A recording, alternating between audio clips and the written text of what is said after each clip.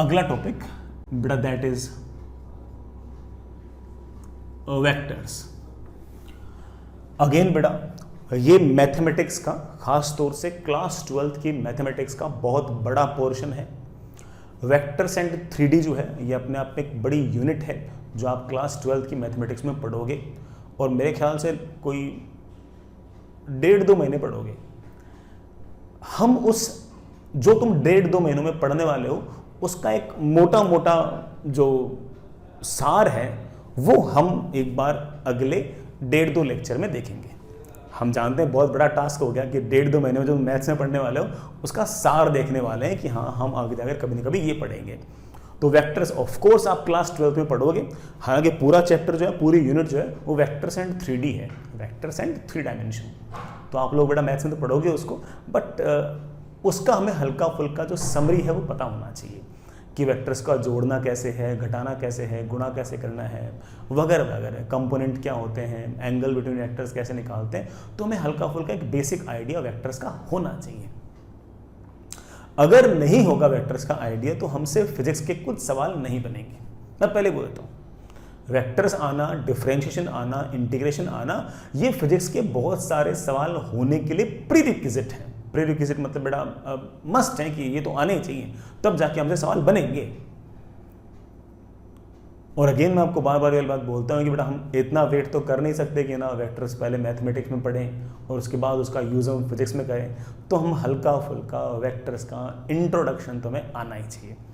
लेकिन घबराना मत, मैं जो कह रहा हूँ ना उस पर ही ध्यान देना। तुम्हारा सारा का सारा कंसंट्रेशन इस बात में होना चाहिए कि वेक्टर्स क्या है, उसकी प्रॉपर्टीज़ क्या है, उन्हें जोड़ेंगे कैसे, मतलब उनका एडिशन कैसे होगा, उनका सब्ट्रैक्शन कैसे होगा, कंपोनेंट कैसे लेंगे और मल्टीप्लाई कैसे करेंगे। बस इतनी सी बात पर ध्यान देना। बाकी है ना तुम्हारे पास पढ़ने के लिए पूरे 2 साल हैं वेक्टर्स में, आराम से मैथमेटिक्स में पढ़ते रहना, कोई दिक्कत नहीं है। मैं फिर से इस बात को बोलता हूँ कि तुम्हारा काम तो सिर्फ और सिर्फ वेक्टर्स की प्रॉपर्टीज़, वेक्टर्स का एडिशन, वेक्टर्स का सब्ट्रैक्शन, वेक्टर्स की कंपोनेंट्स, और हाँ बस इतना है। इससे हमारा काम बड़े आराम से चल जाएगा, हमें किसी प्रकार की कोई दिक्कत नहीं आएगी। तो बिल्कुल बाकी इसके अलावा कोई पूछे ना पूछे में कोई खास फर्क नहीं पड़ता। इतना अगर हमें आता होगा तो हम सब बड़े तरीके से मैनेज कर लेंगे। तो चलिए बेटा क्यों टाइम वेस्ट करते हैं, मुद्दे पे आते हैं।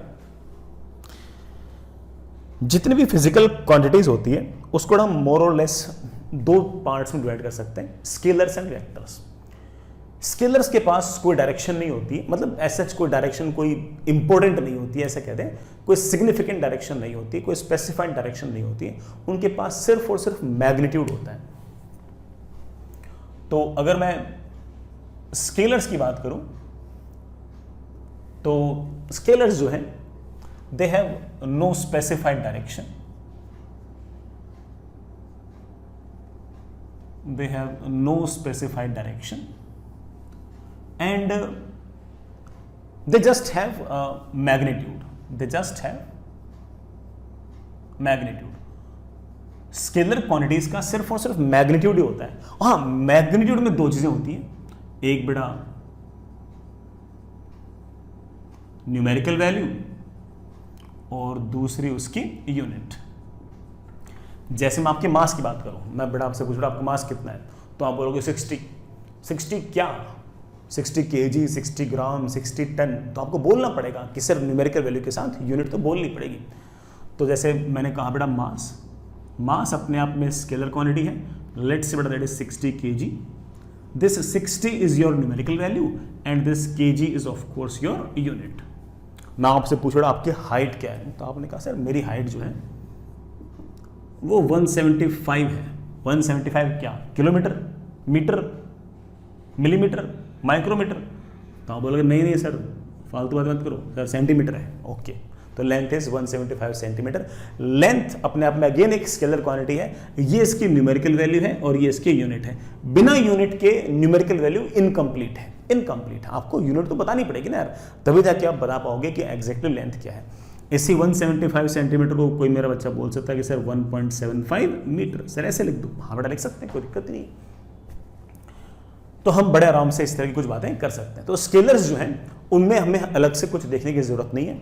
अलग से देखने की जरूरत इसलिए भी नहीं है क्योंकि स्केलर्स जो है वो एग्जैक्टली उसी एलजेब्रा को फॉलो करते हैं जो एलजेब्रा हमने आज तक पढ़ रखा है। मतलब जो एडिशन, सब्ट्रैक्शन, मल्टीप्लिकेशन, डिवीजन हमने आज तक पढ़ रखा है, वही एडिशन, सब्ट्रैक्शन, मल्टीप्लिकेशन, डिवीजन जो है वो स्केलर्स में एप्लीकेबल है। इसलिए स्केलर्स को अलग से देखने की जरूरत नहीं है, they will just follow our simple algebra. When I say simple algebra I mean that बेटा जो जोड़ बाकी गुणा भाग हम लोगों ने अब तक पढ़ रखा है उससे बड़े आराम से स्केलर के सारे काम बन जाएंगे। तो आप कह सकते हो कि scalars follow simple algebra, scalars follow simple algebra. तो बड़ा स्केलर जो है ना उनको अलग से देखने की कोई जरूरत नहीं है, उनकी सारी मैथमेटिक्स वही है जो हमने आज तक पढ़ रखी है। वेक्टर्स की मैथमेटिक्स थोड़ी डिफरेंट है, उनको हमें हल्का फुल्का एक बार देखना ही पड़ेगा, हमारे पास और कोई चारा नहीं है बेटा, उनका हमें हल्की फुल्की मैथमेटिक्स देखनी पड़ेगी। हम ये मैथमेटिक्स 2 बार देखेंगे, अभी फिजिक्स में देखेंगे और अगले साल मैथ्स में देखेंगे। मैथ्स में तो पूरा खोल के रख दोगे उसको तुम, ठीक है, 1.5-2 महीने तक सिर्फ और सिर्फ वेक्टर ही पढ़ते रहोगे तो भयंकर तरीके से पढ़ोगे, ठीक है। लेकिन उससे पहले हम लोग कम से कम फिजिक्स में उसका एक बेसिक आइडिया ले लेते हैं कि यार एग्जैक्टली तुम वेक्टर्स में क्या पढ़ने वाले हो, हमारे फिजिक्स में कितना काम का है, वगैरह वगैरह। वो वेक्टर्स किन्हें कहोगे? ये एक ऐसी फिजिकल क्वांटिटी है वेक्टर्स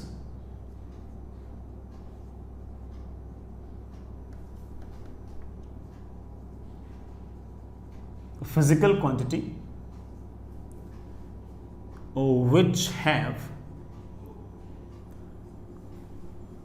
specified direction। बड़ा कोई स्पेसिफाइड, कोई स्पेसिफिक डायरेक्शन हो बड़ा, उसे हम वेक्टर कह सकते हैं। हालांकि ये इकलौती बात काफी नहीं है, और भी देखना पड़ेगा। स्पेसिफिक डायरेक्शन होनी चाहिए, और दूसरी बात it must follow vector algebra. मतलब इसका जो जोड़ बाकी गुणा भाग है वो सिंपल जो हमने एलजेब्रा आज तक पढ़ रखा है वैसा नहीं होगा, वो डिफरेंट होगा। तो किसी भी फिजिकल क्वांटिटी को हम वेक्टर तब कहेंगे जब उसके पास कोई स्पेसिफाइड डायरेक्शन हो, और हिंदी वाला और बोल रहा हूं, और वो वेक्टर एलजेब्रा को फॉलो करता हो, स्केलर एलजेब्रा को फॉलो ना करता हो। मतलब इसका जोड़ बाकी गुणा भाग जो है वो उतना सिंपल ना हो जितना सिंपल हमारा स्केलर्स का था, ठीक है। अब वेक्टर्स के बेटा कुछ एग्जांपल्स, वेक्टर्स के बेटा एग्जांपल्स हम बार बार बेटा आगे जाकर देखेंगे भी। दे आर डिस्प्लेसमेंट, बेटा डिस्प्लेसमेंट के पास डायरेक्शन रहेगी। अगेन बेटा वेलोसिटी, बेटा वेलोसिटी के पास भी बेटा स्पेसिफाइड डायरेक्शन होगी। अगेन बेटा next is acceleration, of course acceleration के पास बेटा डायरेक्शन होगी। नेक्स्ट इज बेटा force will have direction. Next is बेटा मोमेंटम विल हैव डायरेक्शन। आगे जाकर बेटा हो सकता है कि हम टॉर्क वगैरह पढ़ें, एंगुलर मोमेंटम पढ़ें कभी आगे जाकर, बेटा कभी हम इलेक्ट्रिक फील्ड, मैग्नेटिक फील्ड पढ़े। ये जो भी इलेक्ट्रिक फील्ड, मैग्नेटिक फील्ड है, ये सब के सब बड़ा आपकी वेक्टर क्वांटिटीज है, ये सब वेक्टर क्वांटिटीज है। मैंने ये रफ आइडिया इसलिए भी दिया है कि आपको पता होना चाहिए कि यार कौन से क्वांटिटीज वेक्टर हैं, क्योंकि आगे जाकर लाइफ में हम इनका जब भी एलजेब्रा यूज करें, जोड़ना, घटाना, गुणा करना, भाग करना देखें, तो हमारे दिमाग में होना चाहिए कि यार ये तो वेक्टर है, इनका एडिशन, सब्ट्रैक्शन, डिवीजन जो भी है वो वेक्टर्स की तरह करना है, स्केलर की तरह नहीं करना। एक मैं छोटा सा एग्जाम्पल और दूंगा, वह है करंट का एग्जाम्पल। बेटा करंट का एग्जाम्पल थोड़ा सा इंटरेस्टिंग है, हालांकि आप ना जानो तब भी काम चल जाएगा, बट मुझे लग रहा है कि मैं आपको समझा सकता हूँ। तो सुनिए, देखना बेटा, ये एक तार है जिसमें करंट है 3 एम्पियर। ये एक दूसरा वायर है जिसमें करंट है बेटा लेट से 4 एम्पियर, और बेटा एक कोई थर्ड वायर है जिसमें मुझे करंट की वैल्यू निकालनी है, ठीक है। इस तार में अगर 3 एम्पियर करंट है तो इस बात का अर्थ आप बेटा 10th क्लास में पढ़ चुके हैं कि if the current is 3 ampere it means that हर एक सेकंड के अंदर 3 कूलम्ब चार्ज लगातार आया जा रहा है। हर सेकंड में 3 कूलम्ब चार्ज यूं आ रहा है। अगर इस तार में करंट 4 एम्पियर है तो इस बात का अर्थ ये हुआ कि हर एक सेकंड के अंदर 4 कूलम्ब चार्ज आ रहा है। तो इस इंटरसेक्शन पर हर सेकंड में 3 कूलम इधर से और 4 कूलम इधर से, कुल मिलाकर 7 कूलम चार्ज आ रहा है। अब you know it very well कि charge can neither be created nor destroyed. Charge में ना तो क्रिएट कर सकते हैं ना डिस्ट्रॉय कर सकते हैं, तो वही चार्ज आगे जाएगा। कितना जाएगा? 7 कूलम चार्ज जाएगा 1 सेकंड में। 1 सेकंड में अगर 7 कूलम चार्ज जाएगा तो आई थिंक बेटा current will be 7 coulomb per second. Coulomb per second is also known as ampere. Did you see that कि 3 + 4 हैज बिकम 7, कि this current plus this current is equals to this current. आप भी सोच लो हाँ sir बिल्कुल सब बढ़िया है, इसमें कोई फैसिनेटिंग बात तो लगी नहीं। ऐसी बात अगर आप ना बोलते तब भी चलता, नहीं चलता। सुनना, इसको मैं I1 कह दूं, इसको मैं I2 कह दूं, तो ये जो I है ये बेसिकली आपका I1 + I2 है। अगर मैं आपसे पूछूं बेटा करंट के पास डायरेक्शन है या नहीं है, तो आप बोलोगे सर बिल्कुल है करंट के पास डायरेक्शन। देखो ये रही डायरेक्शन, ये रही डायरेक्शन, ठीक है, करंट के पास डायरेक्शन तो है, लेकिन करंट जो है उसका जोड़ना कैसे हुआ है? वेक्टर की तरह हुआ है, स्केलर की तरह हुआ है? आप बोले सर 3 और 4 7 हो गया। सर तो बिल्कुल वैसे एडिशन हुआ है जैसे किसी भी स्केलर का होता है। तो सर इसका मतलब करंट के पास डायरेक्शन तो है, लेकिन ये स्केलर अलजेब्रा फॉलो कर रहा है, मतलब इसका जोड़ना, घटाना, गुणा करना, भाग करना, ये जो भी है ये तो सर स्केलर की तरह बिहेव कर रहा है। और अगर ये स्केलर की तरह बिहेव कर रहा है तो डायरेक्शन होने के बावजूद current is considered to be a scalar. तो मैं फिर से इस बात को बोल दूं कि मैंने वेक्टर के डेफिनेशन में सिर्फ ये नहीं कहा कि स्पेसिफाइड डायरेक्शन है इसलिए उसको वेक्टर बोल दो, मैंने कहा कि स्पेसिफाइड डायरेक्शन भी होनी चाहिए और साथ ही साथ वो वेक्टर अलजेब्रा को फॉलो करना चाहिए, स्केलर अलजेब्रा को फॉलो नहीं करना चाहिए। तो आपका जो करंट है वो तो हमेशा 3 + 4 = 7 ही होगा। तो ये किसको फॉलो कर रहा है बेटा? ये स्केलर को फॉलो कर रहा है, वेक्टर अलजेब्रा को फॉलो कर रहा है? आप बोलो चलो स्केलर को फॉलो कर रहा है, और अगर स्केलर को फॉलो कर रहा है तो करंट को मेरे बच्चे क्या मानेंगे? स्केलर, डायरेक्शन होने के बावजूद। I hope you get the point. काम आ सकती बेटा, कभी तुम इस बात को लेकर बड़े आराम से मतलब कंफ्यूजन से दूर रह सकते हो कि हाँ सर मेरे को बात समझ में आ गई है कि करंट के पास कैसे डायरेक्शन होने के बावजूद वो एक स्केलर क्वांटिटी है, क्योंकि वो वेक्टर अलजेब्रा को फॉलो नहीं करती। उसमें हमेशा 3 + 4 = 7 ही होगा। वेक्टर में हमेशा 3 + 4 = 7 हो ऐसा जरूरी नहीं है। देख लेंगे सर फिर वेक्टर में क्या 3 + 4 = 7 नहीं होगा तो कुछ और हो सकता है? हाँ भाई और हो सकता है, देखेंगे क्या हो सकता है। चलिए बेटा नेक्स्ट इज बेटा proper notes banana. Next is representation of vectors. बेटा अपनी शीट में, डीपीपी में, किसी बुक में वेक्टर्स को किस तरह से रिप्रेजेंट किया गया है वो सुनना। जैसे वेक्टर में ये टेल होगी, यहां बेटा एरो होगी, तो बेटा ये हेड होगा, ये हेड होगा। वेक्टर को इस तरह से रिप्रेजेंट करते हैं, ये टेल, ये हेड। ये जो हमने एरो बना रखी है इसकी जो लेंथ होगी वो रिप्रेजेंट करेगी हमारे वेक्टर का मैग्नीट्यूड। क्या रिप्रेजेंट करेगी बेटा? मैग्नीट्यूड। और रही बात डायरेक्शन की, तो डायरेक्शन आप कह सकते हो कि इसकी डायरेक्शन हमेशा टेल टू हेड होगी। बेटा कहां से कहा? Tail to head. तो आप कह सकते हो कि direction is always from tail to head. तो बड़ा वेक्टर दिखाने का एक तरीका तो ये है कि एरो बना दिया करो। एरो बेटा कहां से कहां बनाना है भाई? जिस तरफ फोर्स हो, सॉरी जिस तरफ वेक्टर हो उस तरफ एरो बना दो। सर वेक्टर बनाना कितना लंबा है? वो फिजिकल क्वांटिटी जितनी बड़ी हो लेंथ उतनी ज्यादा रख दिया करो। सर फिजिकल क्वांटिटी छोटी हुई तो बेटा फिर एरो की लेंथ छोटी रख दिया करो। सर फिजिकल क्वांटिटी बड़ी हुई तो बेटा फिर एरो की लेंथ को बड़ी रख दिया करो। सिंपल। दूसरा रिप्रेजेंटेशन का तरीका ये है कि बेटा मान लो कोई वेक्टर है, वेक्टर ए, तो उसको हम रिप्रेजेंट करते हैं ए के ऊपर ऐसे एरो लगा देंगे। ओह सॉरी आर ने लिखा बेटा। कोई वेक्टर ए है तो उसको हम बेटा वेक्टर ए लिखने के बजाय ए के ऊपर एरो लगा देंगे ऐसे, बस हो गया। अगर मैं कहूं कि मुझे मैग्नीट्यूड ऑफ वेक्टर ए लिखना है, ए वेक्टर का मैग्नीट्यूड लिखना है, तो सिर्फ ए लिख दिया करो, या फिर ऐसे लिख दिया करो कि ए वेक्टर का मैग्नीट्यूड मतलब उसका मोड। तो ये लिखा हो या ये लिखा हो तो समझ जाना कि आपका वेक्टर का ये मैग्नीट्यूड है। और अगर वेक्टर होगा तो ऊपर बड़ा ऐसे एरो का साइन लगा रखा होगा, ऐसे एरो का साइन लगा रखा होगा। I hope you get the point.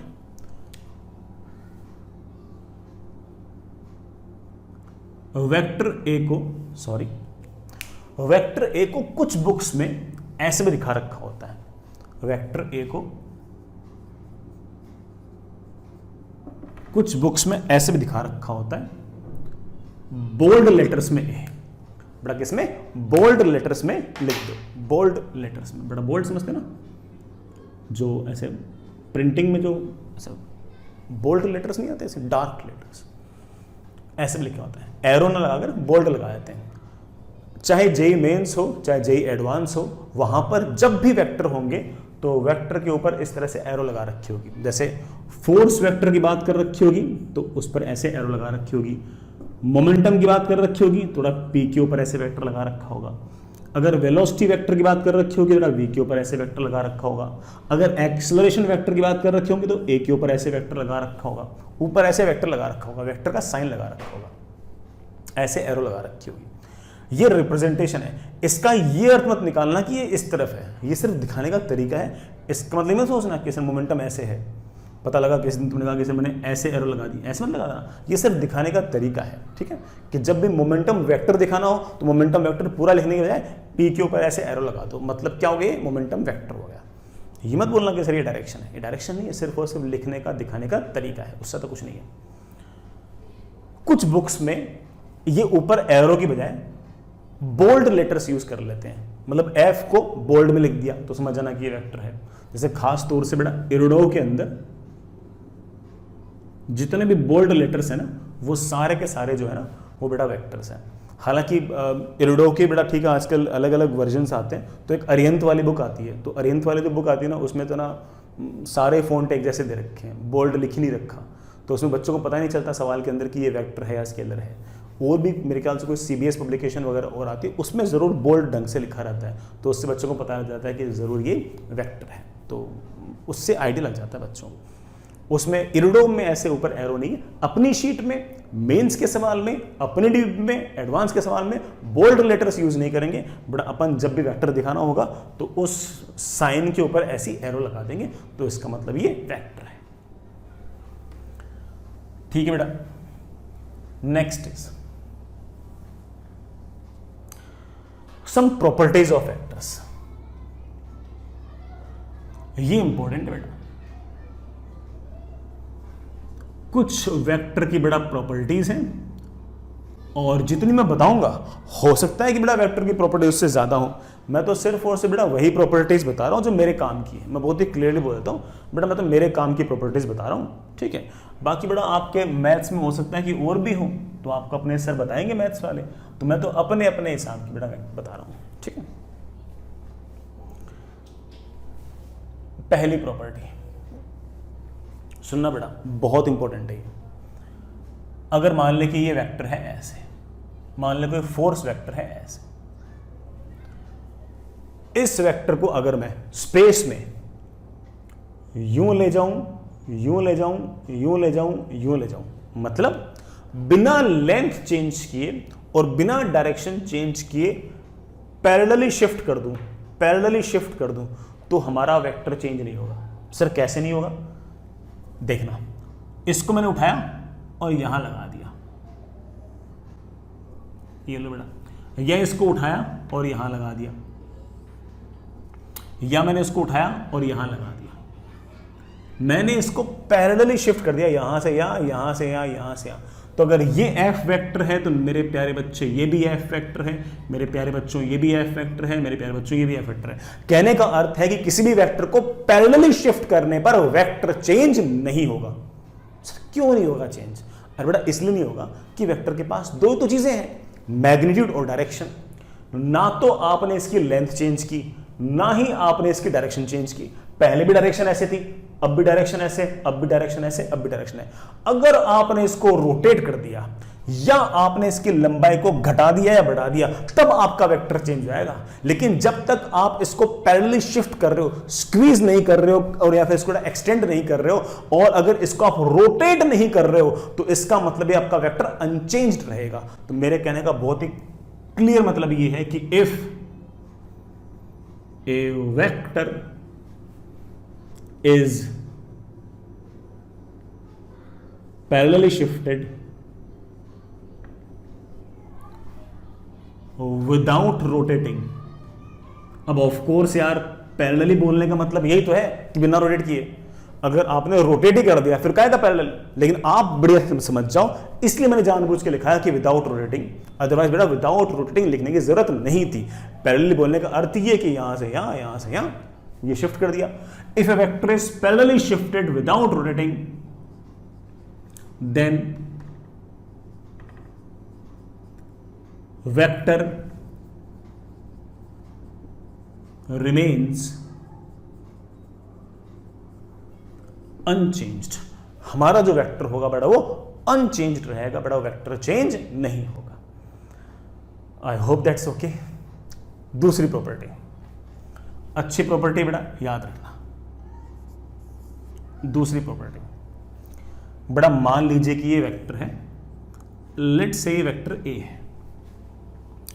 मैंने इस वेक्टर को ऐसे रोटेट कर दिया एंगल थीटा से, तो ये वाला जो वेक्टर है ये अब ए नहीं है, ये कोई और बी वेक्टर है, and of course it is not equal to vector A.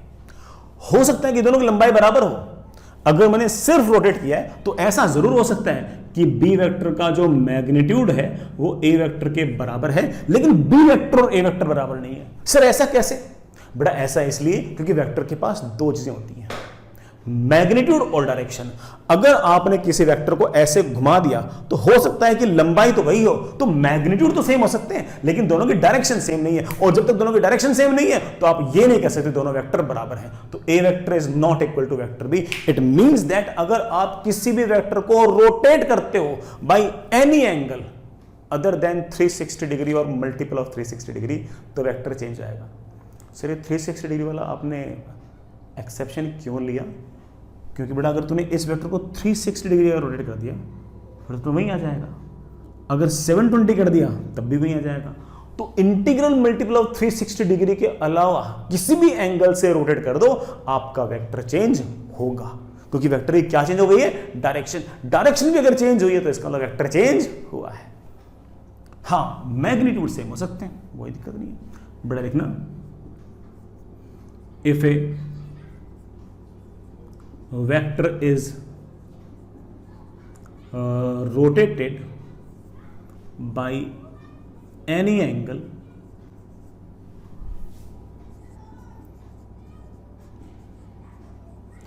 other than integral multiple of 360 degree, vector changes. अगर आप किसी भी एंगल से रोटेट करते हो तो वेक्टर चेंज होगा। I hope it's okay. आगे चलते हैं मैडम। अगला पॉइंट, बड़ा दो पॉइंट बढ़िया बढ़िया थे, मेरे ख्याल से मेरे बच्चे समझ गए। नेक्स्ट इज अगला पॉइंट भी बढ़िया है। दो वेक्टर बराबर सिर्फ तब होंगे, सुनना पड़ेगा इस बात को, दो वेक्टर बराबर सिर्फ तब होंगे जब उनका मैग्नीट्यूड सेम हो, जब उनकी डायरेक्शन भी सेम हो और दोनों सेम फिजिकल क्वांटिटी को रिप्रेजेंट करते हो। मतलब पहली वाले फिजिकल क्वांटिटी फोर्स है तो दूसरी भी फोर्स होनी चाहिए। ऐसे नहीं कि फोर्स इक्वल टू वेलोसिटी कर दिया, समझे इस बात को? तो अगर दो वेक्टर को अगर बराबर करना है तो क्या कंडीशन है? Magnitude same, direction same, and both of must represent same physical quantity. तो सुनना बेटा, for two vectors to be equal, पहला पॉइंट,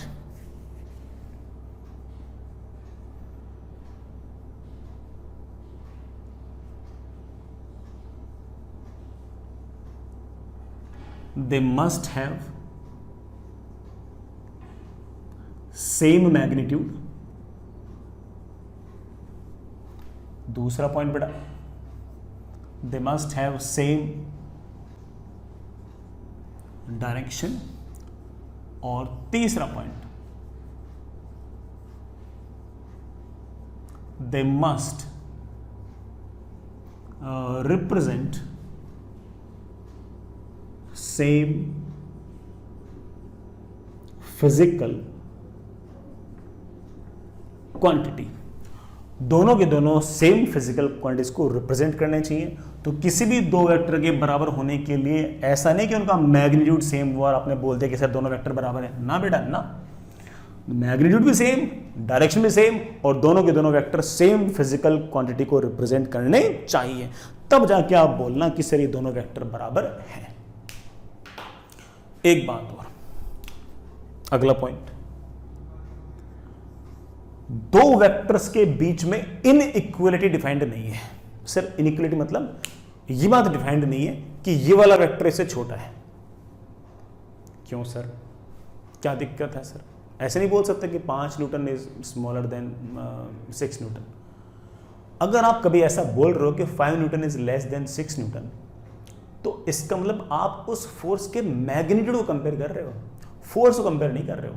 मैं कल को आपको ऐसा बोल दूं, बड़ा जरा बताना, 5 न्यूटन ईस्ट में और 6 न्यूटन वेस्ट में, बताओ कौन सा ज़्यादा है? तो आप बोलोगे सर मैं मैग्नीट्यूड कंपेयर कर सकता हूं, लेकिन मैं डायरेक्शंस कंपेयर नहीं कर सकता। और अगर आप डायरेक्शंस कंपेयर नहीं कर सकते, इट मींस दैट आप वेक्टर्स को कंपेयर नहीं कर सकते।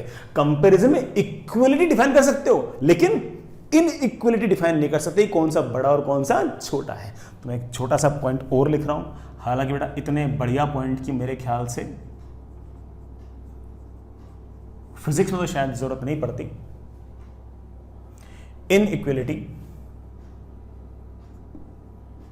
Is not defined in vectors.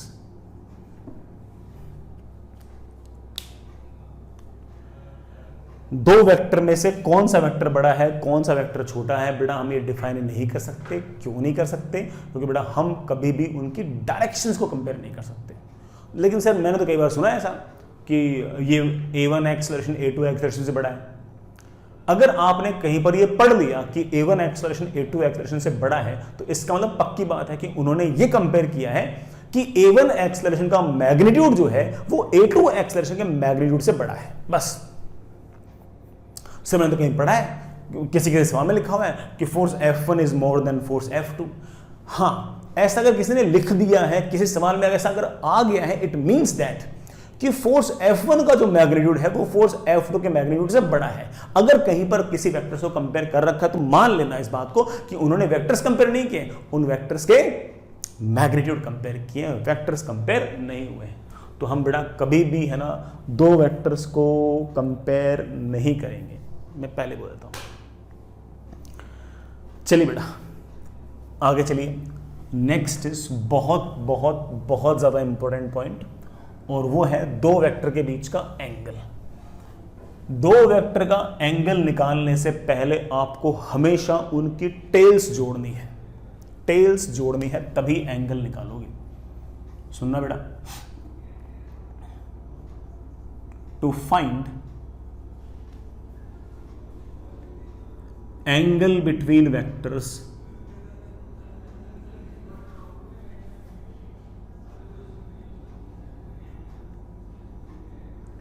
Join their tails. उनकी टेल्स को ऐड करो, पहले टेल्स को ज्वाइन करो। जैसे ये वेक्टर A है और ये वेक्टर B है, इन दोनों की टेल्स पहले से जुड़ी हुई है, इन दोनों की टेल्स पहले से जुड़ी हुई है।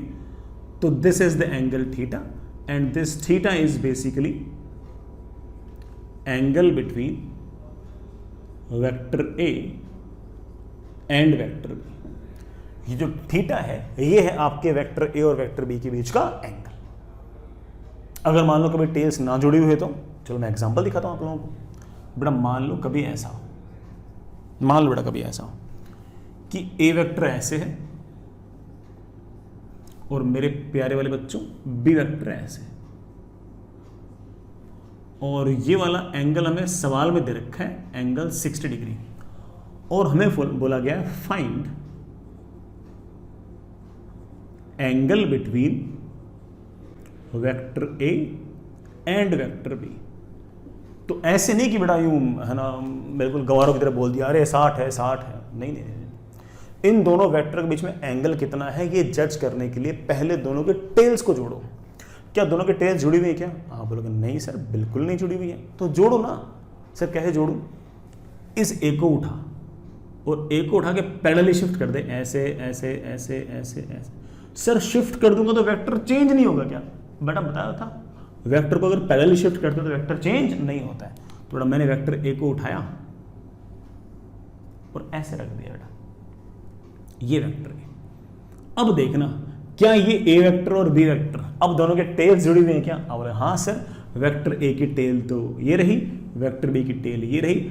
अब ये जो एंगल है this is the angle between vector A and vector B. Total angle बड़ा 180 होना चाहिए था, ये एंगल 60, तो ये एंगल आ गया 120। So the angle between vector A and vector B is 120 degree.